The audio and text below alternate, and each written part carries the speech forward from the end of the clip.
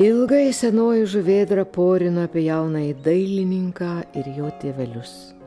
Saulė pamažu raudo ir artėjo horizonto link. Išklausę nelinksmą žuvėdros pasakojimą, paukščiai susimąstė. Tave kažkas slegia, pristraksėjusi prie berniuko tarė senoji žuvėdra. Atrodai labai susirūpinęs. Nemažai bėdų buvo atsitikę su mano artimaisiais. Buvau beveik jų netekęs. Anksčiau galvodavau, kad bloga gali atsitikti tik tai žmonėms iš filmų, bet niekada nepagalvodavau, kad ir man gali atsitikti kas nors negero, kad ir mano namuose kas nors gali mirti. Aš galvoju, kad mirtis ne pabaiga. Ir baba man daug apie tai pasakojo. Kai mirsiu, man tikrai nebus blogiau. Gal blogiau bus tiems, kurie liks, nes jiems bus gaila. Kodėl taip manai? Taip jaučiu. Reikia išmokti kantrumo. Išmokti nepasiduoti. Suprasti, kas esi pats, kas tavo draugai, šeima. Išmokti mylėti. Mylėti yra svarbiausia? Taip. Vaikas išmoksta meilės, jei yra jį mylinčių žmonių.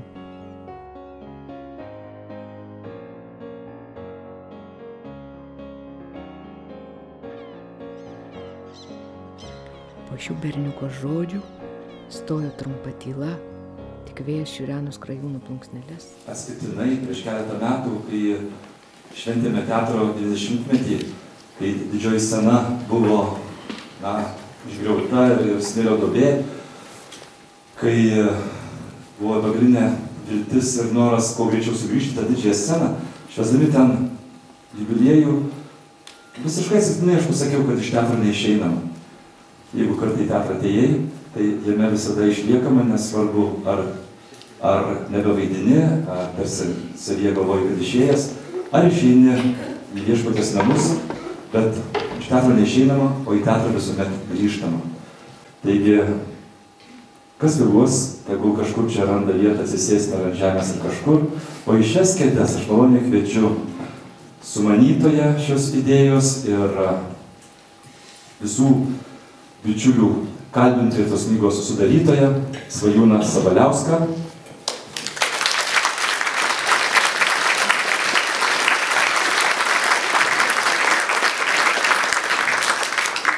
Grūdelės, bičiuliai, tinklanešiai. Kalbu vienaskaitą, bet kviečiu iš karto visus. Tiesiog negaliu nepasidžiaugti ir pasakysiu Vytauto Didžiojo universiteto garbės daktarą mūsų poetą Robertą Keturakį.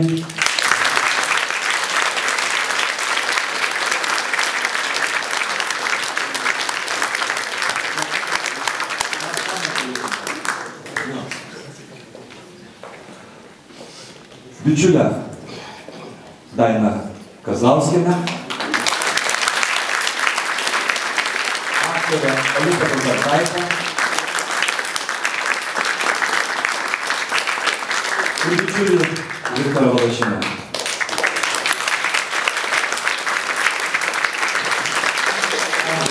Nuoširdžiai dėkoju Svajūnui Sabaliauskui ir žinau, kad kažkur salėje yra jo mama.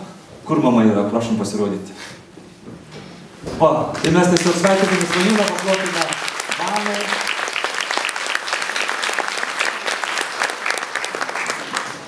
Už gerus pamatus duotus, kad vaikas žino vertybės ir pirmas suskubo rinkti atsiminimus. Žinau ir tikiu, kad greitų laikų atsiras ir daugiau knygų ir kiek be atsirastų knygų, mes vis tiek nesugebėsime aprėpti Rūtos asmenybės, Rūtos kūrybinio lauko, jos išmatuoti jos gelmės, taip kad kuo daugiau, tuo geriau. Ir dabar per porą jau dienų, kada knyga tiek ir Svajūnas, tiek ir aš, daugiau aš nežinau, turbūt nei Daina, nei Viktoras, turbūt ir Robertas, Olita gal perskaitė. Ja, bet Olita buvo mugėj, turėjo laiko, galėjo perskaityti, žodžiu, namų darbų netliko. Ir kai aš irgi visos neperskaičiau, bet visą naktį varčiau, paskaitinėdamas. Ir man labai patiko tai, kad knygoje iš tikrųjų alsuoja gyva Rūta. Nesudelizuota, nepaversta šventąja, o toks žmogus, koks ir buvo. Atviras, pakankamai aštrus, savo ir šalia esantiem reiklus ir be galo pilietiškas. Šiomis dienomis aš aišku savęs klausiu, kaip Rūta būtų išgyvenusi Kijevo įvykius. Ji tikriausiai, nežinau, bet tik matau kažkokią tarsi Munko skulptūrą, tarsi kažką tokio, kad iš savo gelmės syvų tarsi būtų šaukusi tyliu, bet visą pasaulį rėžiančiu balsu, kad atsitokėkite, ką jūs darote. Neprašysime jokio pagerbimo atminimo, nes ši valanda yra atminimas Rūtai, atminimas visiems, kurie liko ištikimi idėjai ir idealam. Ir pradėkime kelionę į šią knygą. Aišku, kas paėmėte knygą ir labai gražiai leidykla Obuolys ir sumaketuota, ir su tiesiog atspausdinta tikrai jauki, šilta knyga. Kai aš pamačiau pavadinimą, mane šiek tiek šokiravo. Ir diskusija vyksta, atseit, ir ten Girdzijauskaitės atsiminimuose rasite, kad Rūta parašė, bet juk aš ir esu Barbora, bet tai paimta mintis iš konteksto. Ir tikrai visi, kas pažinojom Rūtą, ji buvo Barbora mūsų įsivaizdavime, nes mes ją taip matėm. Bet ji buvo Rūta Staliliūnaitė ir knygoje taip gražiai po šypsena Rūta Staliliūnaitė, vardas ir pavardė, ir yra pats nuostabiausias pavadinimas, kuris ir yra raktas ir paslaptis ir begalinis noras ir viltis atverčiant tą knygą. Taigi, perduodu žodį Svajūnui Sabaliauskui. Tiesiog reikia.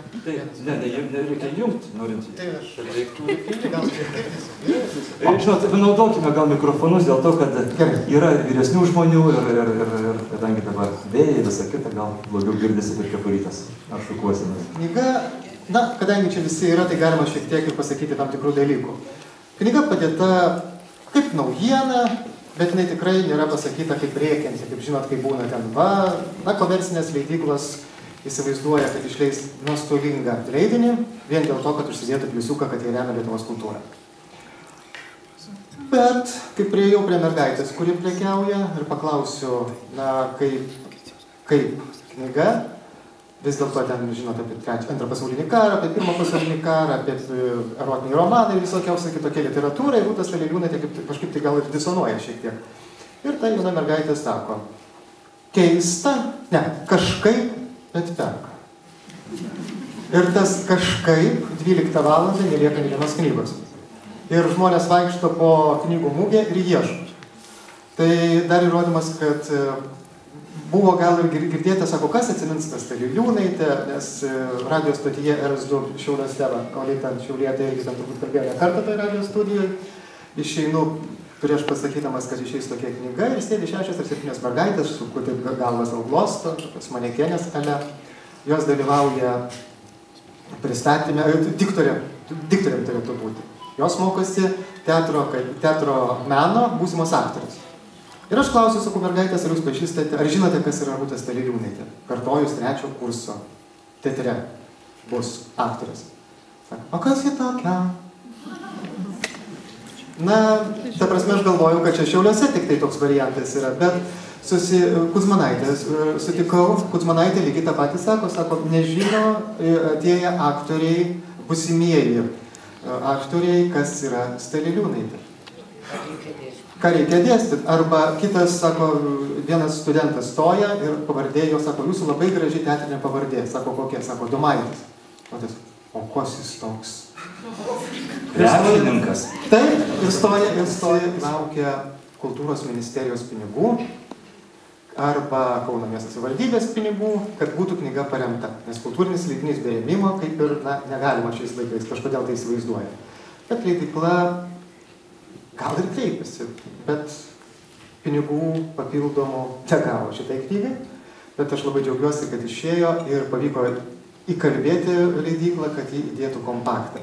Tai gerai, yra kompaktas CD ir čia yra 2 valandos skaitytos Rūtos Staliliūnaitės įskaito poeziją. Ačiū menininkų namams davė įrašus, taip pat Vytauto V. Landsbergio alegorinė pasaka ir Mažeikiečių kūryba. Mažeikiečių kūryba buvo pasirinkta todėl, kad nebūtų sakoma, kad jis skaitė tik profesionalią poeziją. Jis skaitė būtent ir tokius, kur, tiesiog žmonės eiliuotojais galima pavadinti. Bet jie juos įskaitė. Jau nekalbant, ir Puišytė sėdi, ir ten tas kompaktas yra, tai yra plokštelė tarybinių metų, ruošiasi išleisti ją Ječėnas, gal ir išleis. Žodžiu, nesiplečiant, o tiek norisi daug pasakyti, nes 2 metai darbo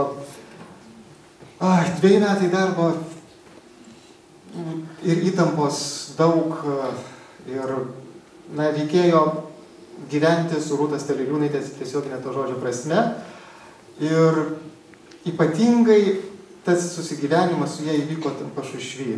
Kai sakiau Vilniuje, kai Pašušvys juokauja, kad Lietuvoje yra 2 miestai, kurie netuštėjo, pilnėja. Tai Pašušvys ir Vilnius. Nes nei vieno namo nesurasi tuščio, langais užkaltais. Ir darbų ten aplinkui aš neįsivaizduoju, kad ten žmonės dirba. Kažkur tai važinėja, mokykla yra, dar kažkas yra, bet, sako, todėl, kad gyveno Rūta, todėl, kad yra čia ta dvasia, todėl, kad yra gera. Ir tikrai vaikščiant po tą miestelį, pamatai, kad ten tikrai daug Rūtos ženklų. Liepolė.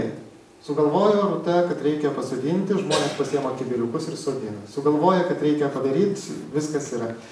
Tik, kai sakoma, metai bėga, liepto nebėra, Rūtos takeliai užėjo. Dėl atsiminimų knygos, kiek dar buvo galima, sako, metus palaukti ar 2, tai taip pat šnekėjom Vilniui, kad Stanislovas Rubinovas. Susitikom Laisvės alėjoje, kitą dieną susitikom jo teatre, grįžtu į Airiją ir tik Kauno dienoj surandu, kad jis mirė.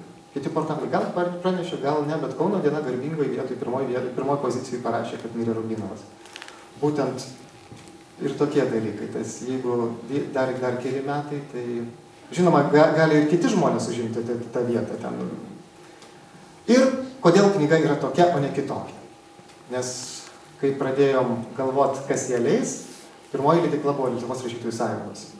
Bet Lietuvos rašytojų sąjunga leisim, sako, plonais viršeliais, sako, dar kažkas, kad būtų pigiau, kad žmonės skaitytų, sako, kiek čia 1000 tiražų ir vis tiek jos neišpirks. Alma Litera pasiūlė, sako, 200 puslapių, 40 nuotraukų ir daugiau nieko. Kažkaip, kaip galima sutalpinti, aš neįsivaizduoju, o jeigu tų puslapių būtų pritrūkę. Ir Obuolys, kauniečiai, juos reikia pagirti, sako, kiek nori nuotraukų, kiek nori puslapių, jeigu reikės ir 2 tomus išleisti. Kada bus perleidžiama ir perleidžiama? Tai aš ir tikiuosi, nes toks. Svarbu, kad savo kompaktas yra, nes leidykla sako, oi, brangs, o knyga, kokia čia paslaptis, pabrango dėl kompakto 2 litais. Bet 2 valandas yra įskaityta poezija. Taip?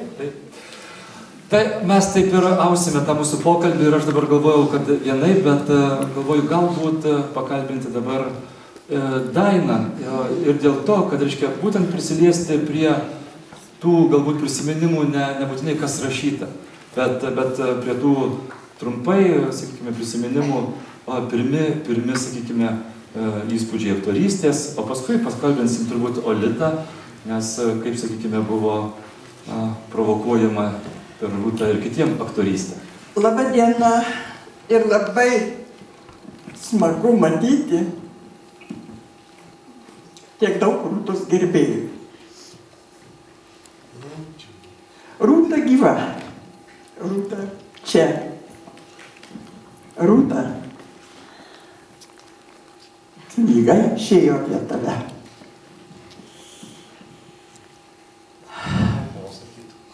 Rūta po tokių žodžių sakytų, ohoho.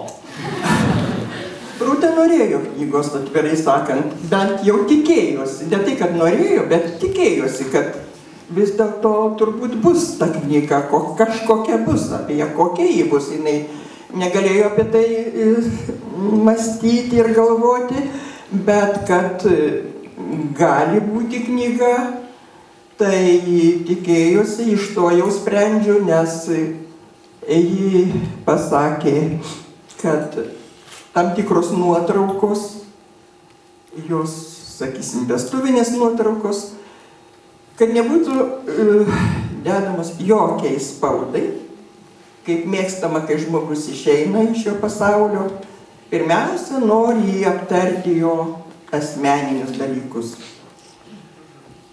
Tai čia buvo griežtai Rūtos uždrausta ir pasakyta, prašom įdėti į voką, užklijuoti ir užrašyti.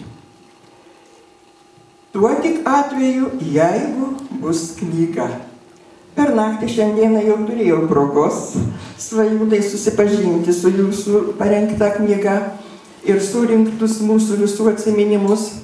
Be abejo, tai yra daug gražių, šviesių, šiltų atsiminimų, bet kaipgi kitaip, nu argi galima apie Rūtą rašyti kaip nors kitaip, blogai, piktai, aš neįsivaizduoju. Ir kiekvienas vis kalbėdamas apie Rūtą, vis kalba apie jos paskleistą šilumą, kad buvo labai šiltas, ne tik talentingas, bet buvo šiltas, doras, reiklus žmogus. Tai mano pirmoji pažintis su Rūta, tai buvo labai džiaugiuosi, kad man teko tokia didelė laimė matyti Rūtelę dar gimnazijoje vaidinančiai. Ir jau tada jinai buvo tikra artistė, bent mano akimis. Tai man jinai tokį padarė įspūdį, kad aš ir po šiai dienai matau ją. Ir man turbūt tokį patį panašų įspūdį padarė, kaip jinai suvaidino Barborą, kada jau aš irgi reiklesnė, ir daugiau mačiusi, ir daugiau žinojau. O tada aš dar nelabai buvau mačiusi profesionalių teatrų ir jos vaidybą. Nu, tai yra tikrai Dievo dovana. Atrodo, jį ten tokia vidinė šiluma skleidėsi, apie kurią kalbama iki šių dienų apie Rūtą, kaip apie artistę. Kai Rūta sirgo, iki šiol buvo labai sunku tą temą kalbėti ir vengiam šitos temos. Nors Rūta labai protingai, labai ramiai ruošėsi tam išėjimui. Ir puikiai žino, kad jeigu atėjo į šį pasaulį, tai ir reikės jį palikti. Turbūt visi ir šiomis dienomis žiūrėjote veidų kažkada seniai, gal 88 ar 90 metais parengtą pokalbį su Rūtele, kur ją kalbina kaip kursiokas, kaip Aleknavičius. Be galo nuoširdus pokalbis ir jau tada, dar jį dirbo teatre, bet jį jau tarytumei pamažu ruošėsi išėjimui iš teatro, ruošėsi išėjimui iš šio pasaulio ir taip visiškai ramiai, tarytum pajuokaudama, tarytum pažaisdama, gerai suprasdama ir nedarydama iš to tragedijos. Ir šiai Rūtelė buvo labai, lyg ir labai trapi, bet labai subtili, bet kartu ir labai dvasiškai stipri. Ne kiekvienas taip turbūt sugebėtų. Rūta taip mokėdavo susibičiuliauti ir būdavo ne tik kaip pacientė, bet ir kaip draugė. Gal aš turiu savo tokių priekaištų, kaip ir kiekvienas mes vis bėgame, skubame, turime tokių visokių darbų savų ir nepagalvojame. Aš dabar labai gailiuosi, kad nevedžiau dienoraščio, neužrašiau tų visų dienų ir tokių didesnių faktų, tik tai vieną kitą. Pasižymėjau, galvodama, kad galbūt kada nors, kas tyrinės Rūtelės asmenybę, gal bus ir svarbi viena kita žinia. Labai pasižymėjau tikslę datą, kada Rūtelę operavo, kada Rūtelė, kiek trūko operacija, kada ją atvežė į intensyvaus slaugymo palatą, vėliau iš ten tiesiai išvažiavo į Birštoną reabilitacijai. Išeidama būdama intensyvaus slaugymo palatoje, paprastai nelaiko ilgai ligonių, bet Rūtelė labai visi gerbė ir mylėjo ir jai leido būti tiek, kiek jinai norėtų būti.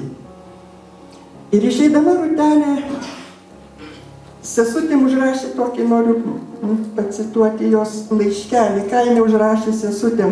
Neturėjo nei atvirutės, žinoma, palatui, ant paprasto popierėlio jinai užrašė rūpestingojo gelbėtojo personalui. Dar vis persigandusi, bet nuoširdžiausiai dėkodama už rūpestį tą dievišką Rūta Staliliūnaitė. Sesutės buvo taip sujaudintos, kad tą lapelį prisiklijavo ant sienos ir kiekvieną dieną jį skaitė. Čia labai daug įdomių, gražių atsiminimų, bet man labai viena frazė, kurią užrašė šitoj knygoj savo atsiminimuose Rūtos mokiniai, galima sakyti, taip, tiesioginė prasme gal ne, bet tikrai taip, jaunesnės kartos aktorė žvaigždė Eglė Gabrėnaitė. Dar vienas momentas, bet čia yra Lietuva, ta blogąja prasme.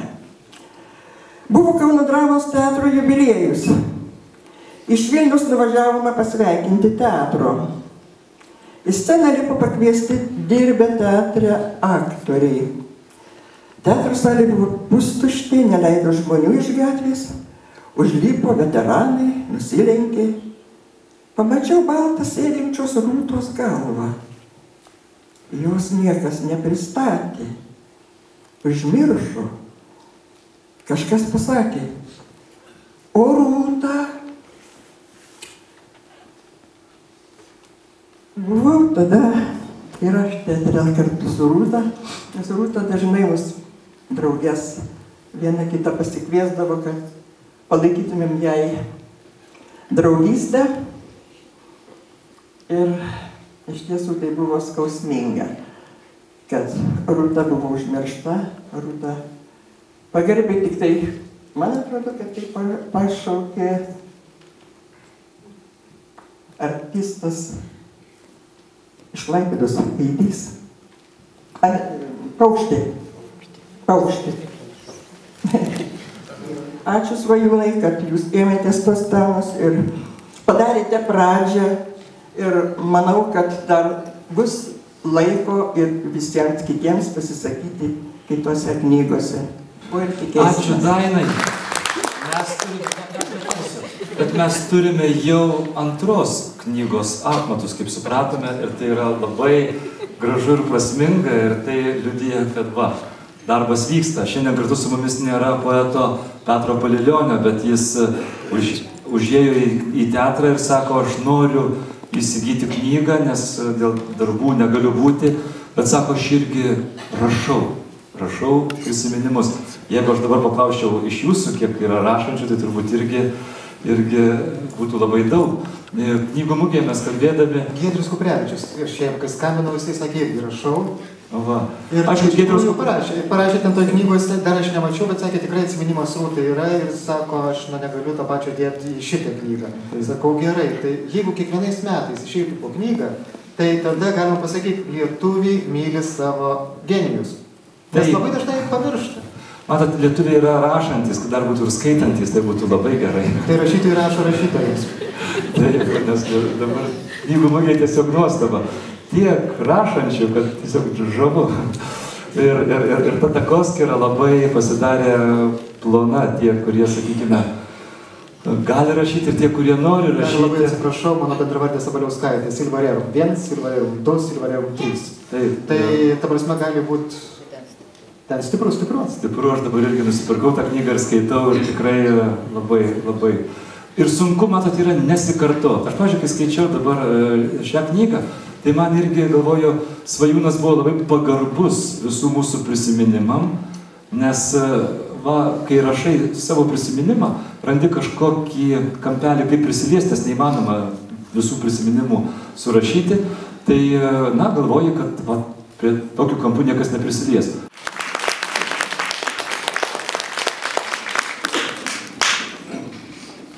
Aš tiesiog nežinau, aš tiek daug atrodo pasakojas ir tiek daug apie Rūtą ir kiek žinojau ir aš nežinau, aš turbūt nedaug čia ir galiu plėstis.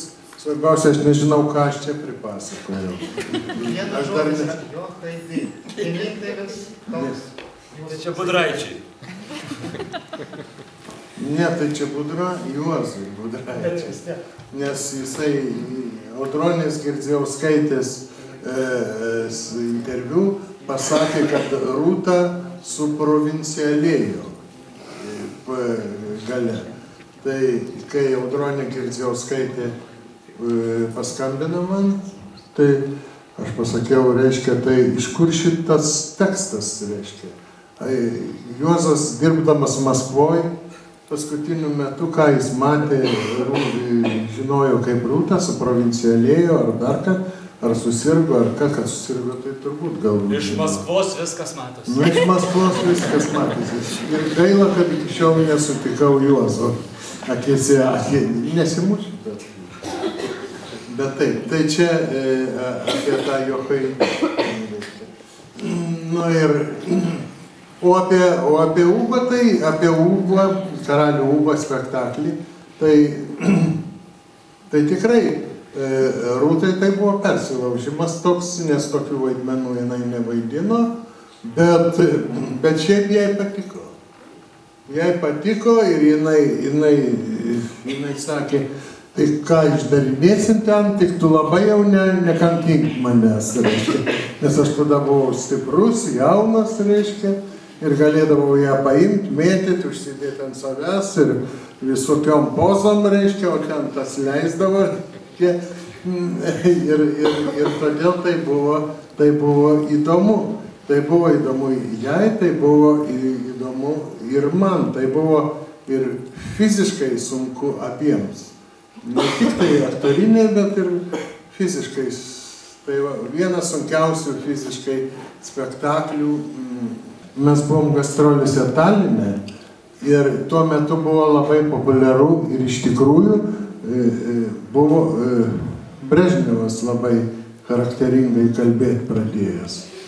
Reiškia, ir ten leisdamasis aš nuo tų po karo, reiškia, ten aš kai laimiu, reiškia, prieš rusus ten, taip tekste, ir pradėdavau kalbėti kaip Brežnevas. Ir Lietuvoje juokdavosi žmonės, o Estijoje tyla buvo ir visiškai pasirodo, estai bailūs yra.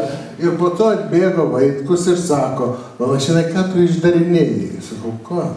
Kodėl tu Brežnevą vaidini, reiškia? Čia gestai numirė visi, reiškia. Gal tokia publika papuolė, bet aš ir toliau neklausiau, gal truputį sumažinau, nes jis labai rimtų veidų pasakė šitą įspėjimą. Rūta įkalbinėjo irgi, sako, baig čia Estija, Lietuvoje tu daryk ką nori, bet čia Estija. Ir čia vėl toks epizodas buvo. Ir paskui, ir dabar aš prisiminiau vėl aš išėjau, kaip paskambina sūnus, tai Lepeškaitė sako, tai kad tėvas Maidane sako, o mano internetas reiškia įjungtas reiškia ir aš ten reiškia ir dabar aš įsivaizduoju, kad šiuo metu Rūta būtų irgi prilipus, aš būčiau paėmęs ragelį, nes jinai kompiuterį neturėjo, aš jai grasinau, sakau, nupirksiu aš tau kompiuterį, jeigu pats neišgalėsiu, tai menininkų namai nupirks tau, nu tik pabaig. Čia jos tave. Nu tik pabaig. Šitų mechanizmų aš jau nebeįvaldysiu. Nebeįvaldė. Bet šiaip tai va taip ir gyvenom. Ir viskas tiesa, jau spėjau pamatyti knygoje. Ir ne viskas teatre buvo gražu, bet tai teatras. Teatras visą laiką toks. Nėra tik tai gero, yra visokių rimtininkų, gerų dalykų. Aišku, ir šią akimirką yra sunku aprėpti tais prisiminimais, nes Viktoras tai galėtų čia pasakoti daugybę, o ypatingai tie visi jau, kada Rūta buvo nebe teatre ir kada buvo pasakiusi, kad tikrai nebevaidins, o Viktorui pavyko ją prisikalbinti ir padaryti keletą spektaklių su jie. Ir kaip vaidino Paskutinis kavalierius spektaklyje Rūta su Nijole Lepeškaitė ir man rodos, ar ne Hendrikas, ar Tomas ir Breideris, kas ten buvo tas? Tomas ir Breideris, tas jaunikis, ir kaip jos vaidina senatvę. Ir taip jau Rūta irgi kaip iš mamos išmokusi, aš tau čia, sakau, Rūtelė, nebevaidinkit, nebereikia jau. Uždėjau žirnį, mirė draugas. Pasaulis maudė šviesoje, didžiulis šviesiai tuščias laukas žydėjo mano gėloje, jau pro žirnius kibo virkščios, lyg rankos mindomų vaikų. Ir aš laikiaus, kad nepravirkčiau, jau ir dviem šviesių laukų, pamiršt, kad mirštam, kad gyvenam, kad šviesiai taip ir neilgai. Ne žvakės virš laukų pleveno, balti drugiai,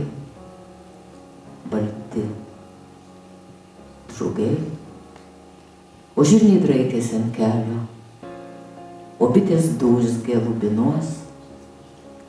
Ėjau, nebuvo galo skaudžiam žydėjime dienos. Mane su Rūta supažindino šviesios ir unikalios aktorinės prigimties Vilhelmas Vaičekauskas. Mes abu dar tada vaidinome, čia buvo gal prieš 40, jau sakiau turbūt prieš tiek metų. O gal nesakiau, prieš 40 kokius 7 aš pamiršau. Lėlių teatre mes abu buvom ir aišku, jau buvau mačiusi ir mano tapelę raudoną skarelę ir Baltaragio malūną, ir Saulę ir stulpą, ir tą jos lengvumą kaip nendrelę ir tą švytėjimą, kuris išlieka kitaip negu iš kitų. Ir sako, tu nori, aš tave nuvesiu pas Rūtą į svečius, į bendrabutį. Sakau, dievulėlė, aišku, noriu.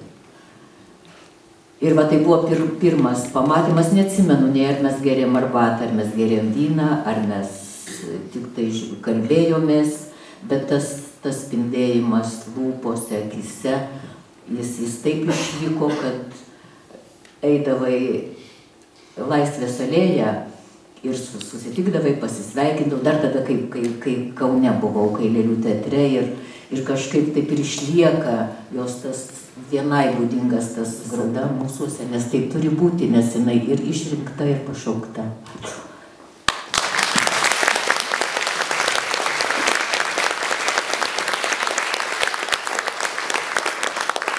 Ačiū, Litai.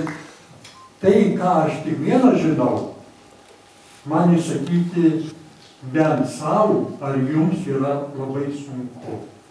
Viso to aš kol kas neįveikiu, todėl man atrodo, kad per visą savo likusį gyvenimą rašysiu vieną eilėraščių ciklą, kuris stengsis būtent atverti visą tai, kas man buvo. Kalbėdami apie Rūtą, mes turėtume kalbėti ir apie tos žmonės, kurie ją supo, gaubė, drąsino, vedė.